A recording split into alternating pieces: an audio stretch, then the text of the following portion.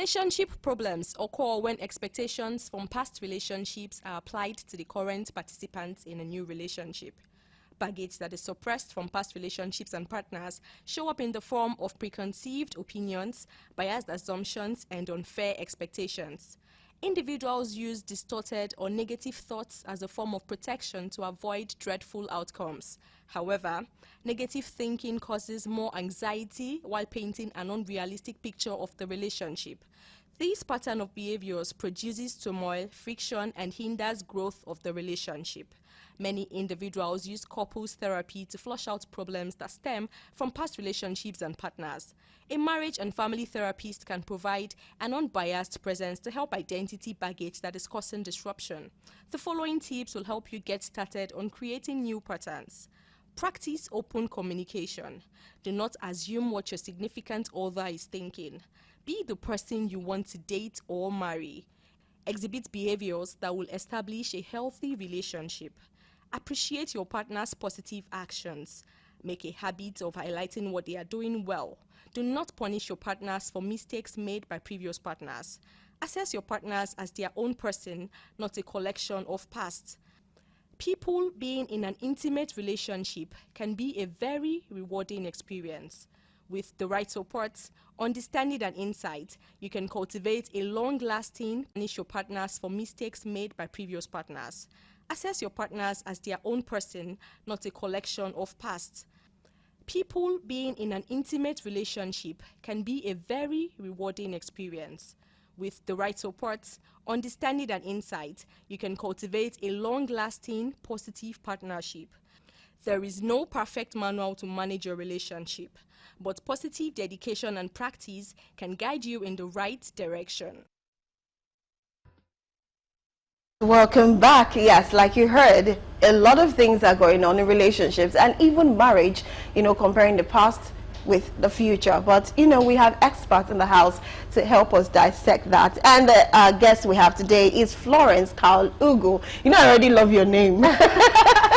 But you're very welcome to the show. Thank you so much. Thank you for having me. Yes, it's good to be here. And of course, Florence is a therapist, a family life therapist, and an author of When Marriage Doesn't Make Sense, which I want, before we go into the topic, I want you to just explain just a little bit of what that story, what the book actually entails, When Marriage Doesn't Make Sense. All right, so I actually co-authored the book with my husband.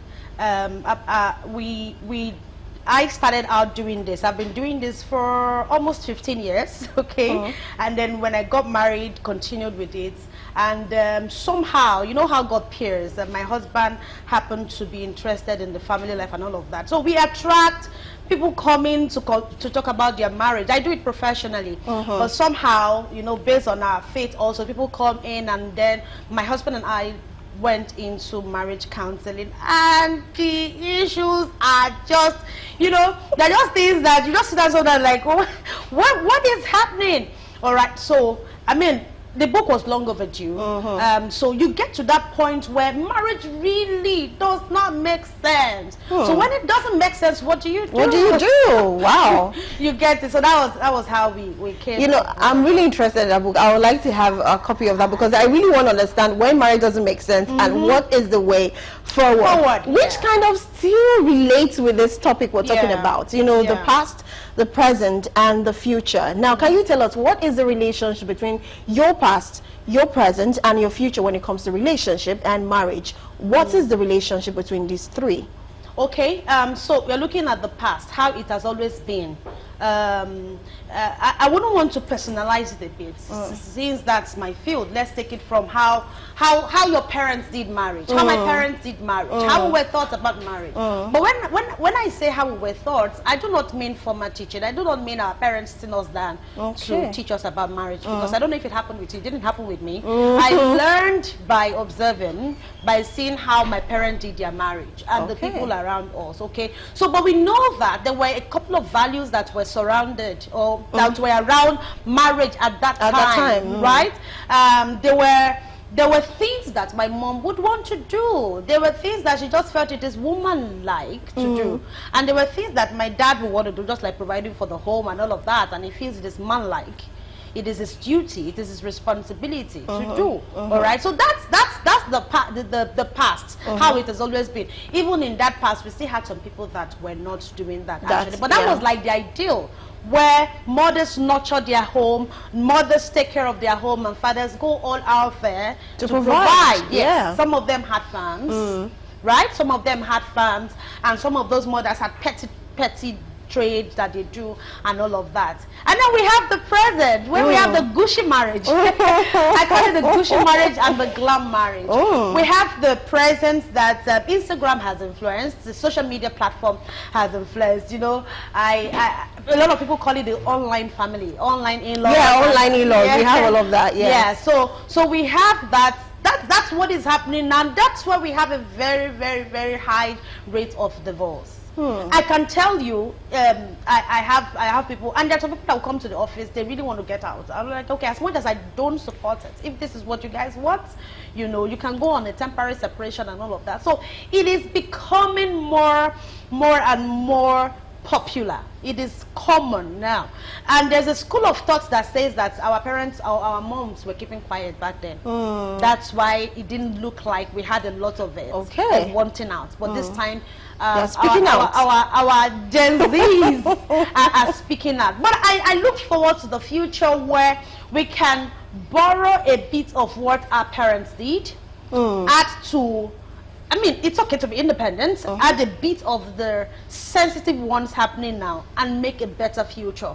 Because if we don't, if we take it in isolation, if we take, maybe we just want to bring in what was happening in the past, it may not fit into the future. And then if we carry what is happening now into the future, we may not have a family. Exactly. I actually want to agree with you, because I was about coming down, so I can now get the relationship we have. So which is there any best one right now? Now we don't know what the future holds, but like you said, if we continue what we have now to take it to the future, we won't have marriages, we'll just have probably cohabitation. So now, do you think the past is better than even the future? Do you think that? Okay, so I wouldn't say the past is better. Do you mean the past is better than the future or the present? Like what our parents, than the present, rather. What our parents had compared to what we're having now. I wouldn't say that, because when our parents were married, they didn't have social media. They didn't have, in fact, when they had issues, therapists and counselors were not also common. They probably just go to their faith, their pastor, or their imam, or thereabouts, and they just resolve these, or call family meeting. Now you can't even call family meeting. So I won't say which is better. I would say that the environment, it's what has changed. So we can't say this was better than which. You understand? So what happened in the days of our parents was what they needed at that time. If you bring that in now, it will shatter what we have now. Do you understand? And then when they look at what we have now, they feel we have spoiled. So I wouldn't say any is better. This generation can defend what they are doing now. Of course. And our parents can defend what they are doing. Exactly. So it's like people involved that are different. Okay, now let's bring it back. Let's bring it to relationship. Now, a lot of people tend to want to reveal their past. Like, you meet a man, or a man meets a woman, and they'll be like, okay, I want to know about you. Tell me your past relationship, your background, and all of that. And a lot of people tend to release so much information. Let me put it that way. Do you think that the past relationship actually affects the present relationship by revealing everything that has happened to you? Do you think it actually affects the relationship now? Okay, so because we think, and I believe that the foundation of every relationship is important. You don't lie your way through a relationship. So I would say that it is okay to talk about the past, However, it is based on the maturity of the recipients. Because I have seen someone just meeting someone, and you are head over heels in love and all of that. You have not built maturity over time, especially maturity in conversation, maturity in trust, in taking responsibility for your love. You've not built it over time, and then you come and talk about all the things that happened in your past. The relationship that should have stood will just scatter. Do you understand? So I would say that yes, it's okay to bring in the past, to talk about it, especially if some of the activities that took place in the past would determine certain things in the present relationship. Yes, I prefer that. I prefer that we are truthful in our relationship, but I also want us to understand the maturity of the other party. Now, which brings us to the question, you just said maturity now. I'm in a relationship, my boyfriend or my fiance is asking me, oh, tell me about your past, you know, whatever you have done in the past, you know, I won't rub it off on you and all of that. And by the time you're spilling, you find out that the person you actually believed to be mature is immature. So what are the things that we need to look out for in a man when it comes to maturity that we need to see first before we start unveiling some very dark past that will affect, you know, our relationship? What are the things we need to watch out for? I think we should just watch out for that level of friendship. Okay. Yes, and that's why we cannot overemphasize on the importance of friendship, even in marriage. So see how well of a friend he is, how he has really taken you. Then check out the way he talks about the people around. Yeah? How does he talk about a woman that has aborted 10 times? Do you understand? How does he treat his siblings? How does he handle issues, even financial issues? How does he talk about the state of the economy, the state of the country? As we may think that is not important, but I tell you, how people analyze the state of the country determines a reasonable extent how they will analyze some issues. So that's how you measure, and really you cannot totally and absolutely get that. There are no principles, no strict principles around it, but these are just some things you look at for. How does it talk to you? When you make some very light mistakes, how does he handle those mistakes? Intentionally also, since you are testing, intentionally make some grievance and some very hard mistakes, and see how he reacts. Then put up an issue on the table. Talk about this. Oh, my colleague at work and all of that. How does it? Although there is still a school of thought that he may be nice to outsiders, but when it comes to yours. But at the end of the day, I think what would be because he should know, he or she. I'm not, when you say here, it's as if it's only the women that has past an issue. It can also be the I totally agree with what you're saying. But just like you said, another school of thought to believe like, I can't reveal my whole past. Some people have, I will not say everybody has a very dark past, but there are some persons that have very dark past. That they feel that no matter how mature you are, you might not be able to handle that past. So on that part now, as a family therapist, would you still tell her to go ahead? And I mean dark past, like I've aborted, so I was once a this, I was once a that. Would you advise such a person, either the lady or the man, to actually still reveal, yes, it's mature, but to still reveal such an information, and let's believe that he handles it well? How about the future? Maybe one day one thing happens and it starts referring back to your past that, oh, okay, maybe you did this, maybe you did that. What's your advice to such situation? So how about the guy stumbling on the reports when you guys are years into your marriage already? Or stumbling on a relationship that happened to be the one that carried out the dark secret for you? You know, they call this his own video. The truth is, I will always stand on, no matter how bad it is. We will always have things like that, and that's why when people get married, I tell them to intentionally build certain things, especially if you have that kind of dark past. So prayerfully, intentionally attend couples, expose your partner to counseling, to therapy. In fact, in that case, I would advise them to have a personal therapist or counselor. Right. Like my husband and I, we have people that you don't need to have issues. We have people, just like you go for a checkup. We actually do marriage checkup. Oh, that's a good one. Do you understand? So I would recommend all of these things, but I will still insist that no matter how dark the past is, that you should talk about it, because it may surface, and the person or the partner now may feel more devastated that you never mentioned it. I would rather a relationship breaks than break the marriage. Yes, than the marriage to break. I would rather that. Okay, all right, thank you very much. We're still going to continue on that because this is very deep. Sometimes I feel like there should always be a part 2 of a particular topic because it's very large. And yes, we have another guest in the house, and this is Gbenga Yusuf. He's an artistic director, a producer, and a choreographer. In fact, he has been a celebrity right from 2011, I must say, right? Am I right, yes, Gbenga yes, Yusuf? Yes, you're right. So you're very welcome to the show. Thank you so much. It's good to have you. So yes, interestingly, we are about Lagos Family Show. It's big, it's coming up, and a lot of people are talking about it. Yes. So what is it that you want your fans, everybody to know, families, Lagos to know about this show? First and foremost, I want everybody, my fans, families, friends, people who know me to register. First of all. Yes, first and foremost. And for me, I won't just say that easily because you have to be very careful what you lead people to do. And I think to a large extent, this I can hit my chest and say this is a show everybody needs to be part of. People can register, people can stay back at home, support, but this is the next big thing in Lagos State, in Nigeria. Yeah, and it's not just your regular TV reality show. It's not just your, oh, I want to compete, I want to dance, yeah, true, or vote for me. No, this is a show about family. And that institution, that unit, we know how important that unit is in our society, how important that unit is in our country right now, and how, in a way, it is weak right now.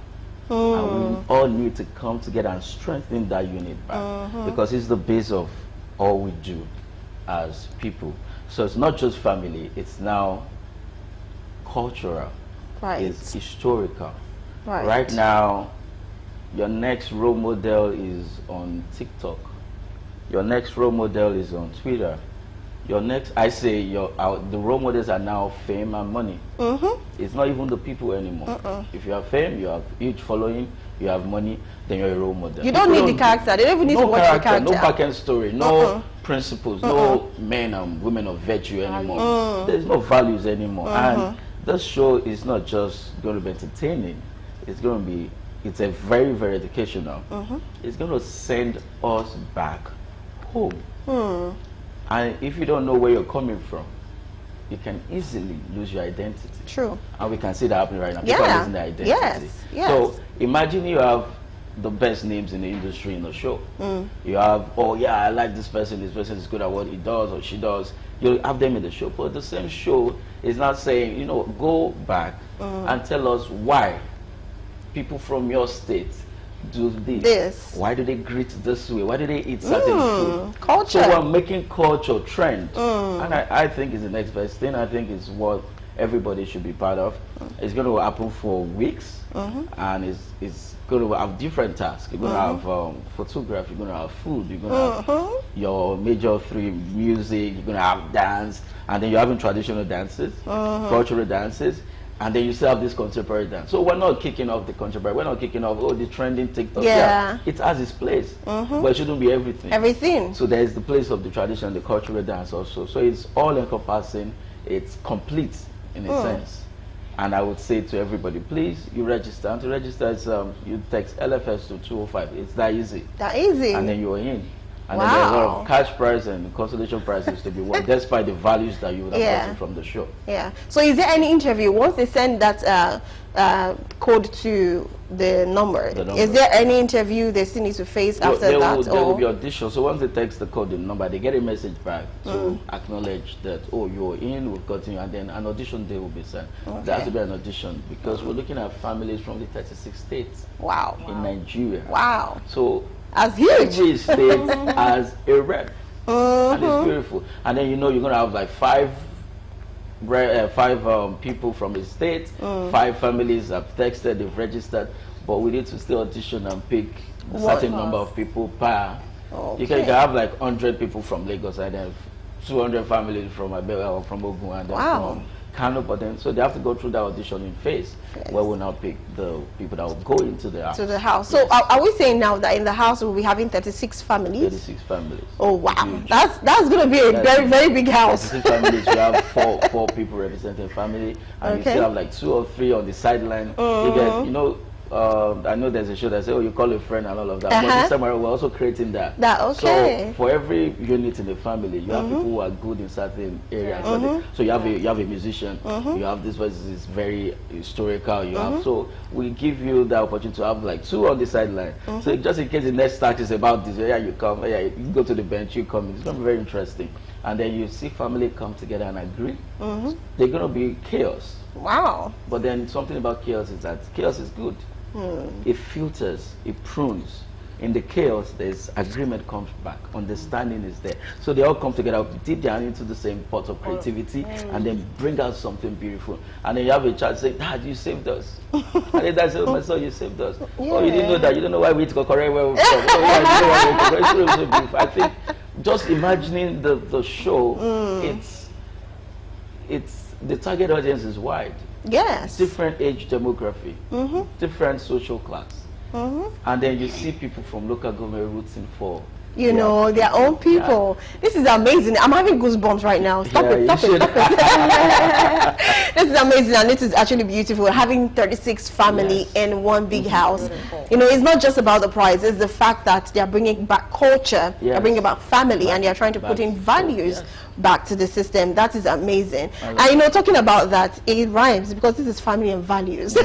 So yeah, so let me just chip in the topic we're talking about. We're talking about the past and the future of relationship, also the present, definitely.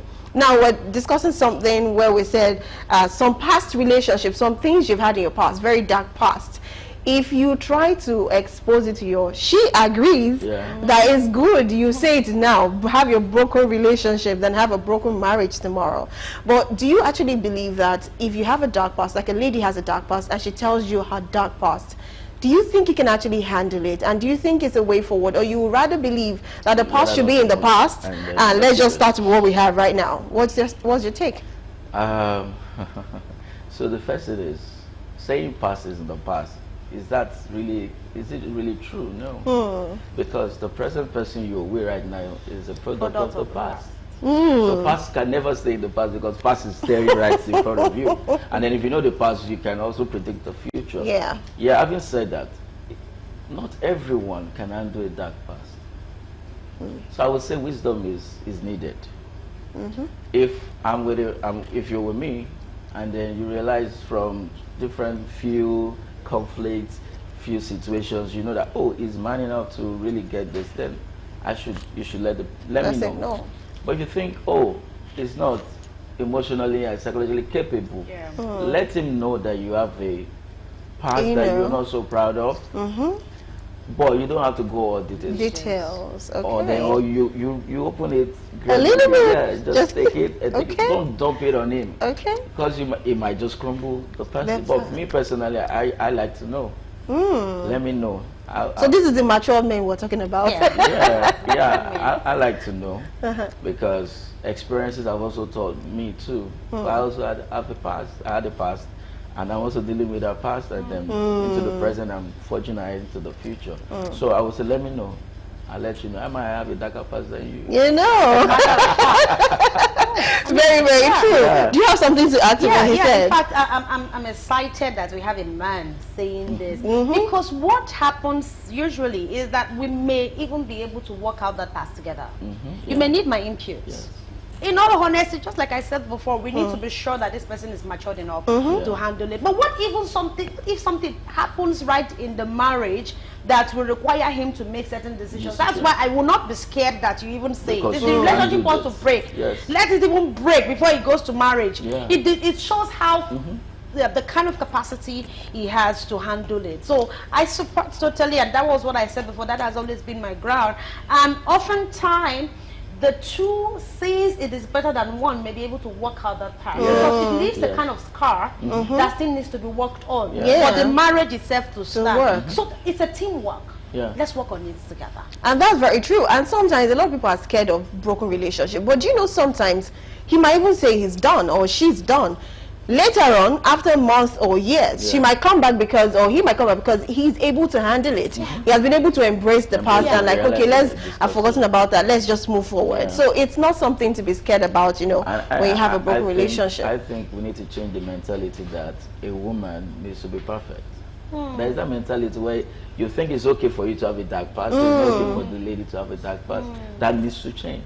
You need to accept this person as human. This person grew in the same culture, the same state, whatever. The way you grew, the same situation happened to the person. You made wrong decisions at some point in time. She made wrong decisions at some point in time. So we also need to erase that mentality. And then talking about marriage. Marriage is like a big giant spotlight. It's too bright that it opens up every weaknesses. So you don't even want to go dabble into it without starting out. And I really agree with that. Before you go into it, see everything. Break relationship, better off than breaking the marriage. The marriage, absolutely, and well said. I really love this. In fact, coming from you, coming from Benga Yusuf, I'm going to mention. He says that don't expect anyone to be perfect because there's no perfect human being on planet Earth except you're an extraterrestrial. In fact, you're something else. You're not just human. So we're taking our Zoom guest, and this one is Lawrence from Lagos. They are both from Lagos. Lawrence Otiala, who is an entrepreneur and a social commentator. And also we have Tumbi Olabisi. She is a relationship therapist and an author too. Welcome to the show. Can we have the both of you, please? Good morning. Good morning, Olabisi. It's good to have you here. We're so sorry for making you stay so long to join us. But you're welcome to the show. Thank you. It's a pleasure.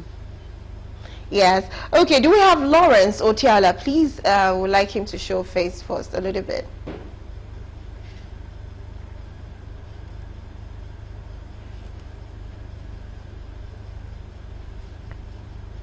Okay, if we don't have Lawrence Otiala yet, let's go on with Tumbi Olabisi. Tumbi Olabisi, now we're talking about the past and the future in relationship.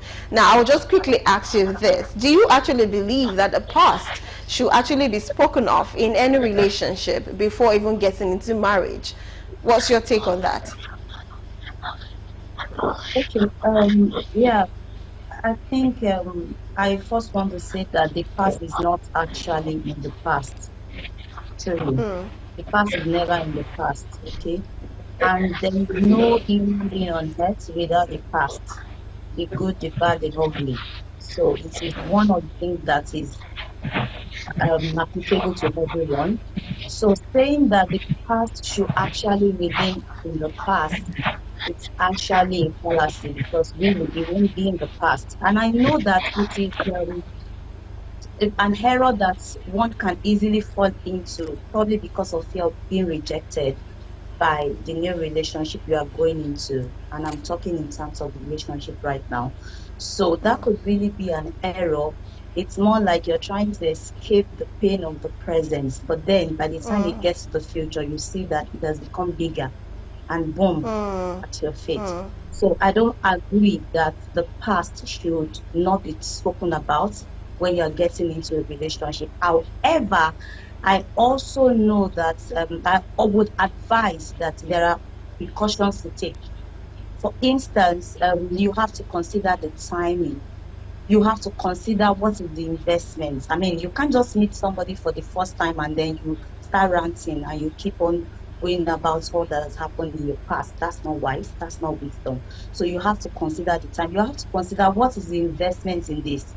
What kind of relationship is it? The kind of relationship you are in determines, how much you want to be able to give, and you want to be able to share.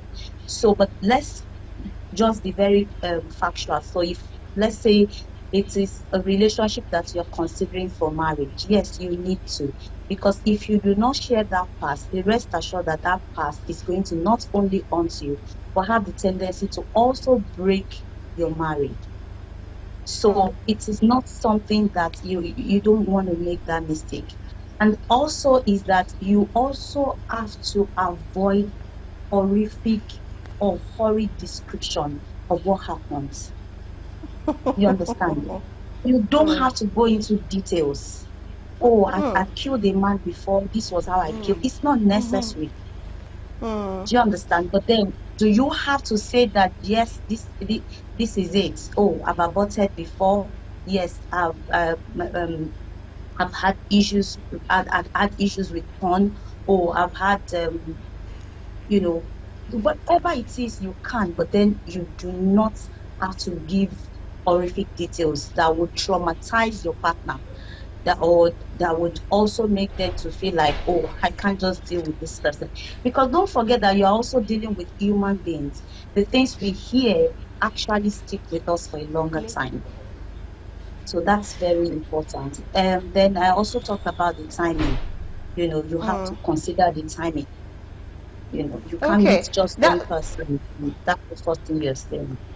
Well said. Funny enough, we had Gbenga used to say the same thing. Like, if you have to even say some of your past experience, the dark ones, you don't actually have to go into full detail. And I would just the way you said it, you said horrific explanation, because it could scare the person away. You just have to look for a better way to place whatever past it is. So now, can you just tell us quickly, how important is the past in your present relationship and for a future relationship? How important is your past stories? So can I get the question clearly? You said how important is the past in your present? Yes, in your present relationship. Okay. Yes. Thank you. Beautiful question. So you know, I want to describe it this way, or put it this way, that every person, you know, have a story. You understand? And your story is consisted of where you're coming from, where you're going, not just your present. All right. So your past is really very important, because most of the time, you know, you can even be a product of your past. And when I mean a product of your past, it could even be a refined product. So it's not necessarily that, oh, okay, because you have always been this, you will always be that. No. Do you understand? Because there is nothing in life without a meaning. It is the meaning that you give to it. You understand? So you are making a story. You've already had a story, and your story, and you know, like a book. Just imagine you're writing a book. You know, I'm an author, and as an author, you write a paragraph. You have that liberty to also edit. Everybody, you are writing a story, and you can always edit it. So yes, you've lived a past, but it can be edited.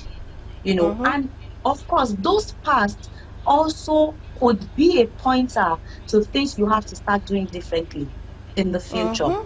So your past is very relevant to your present and to your future, but you can edit it. Right.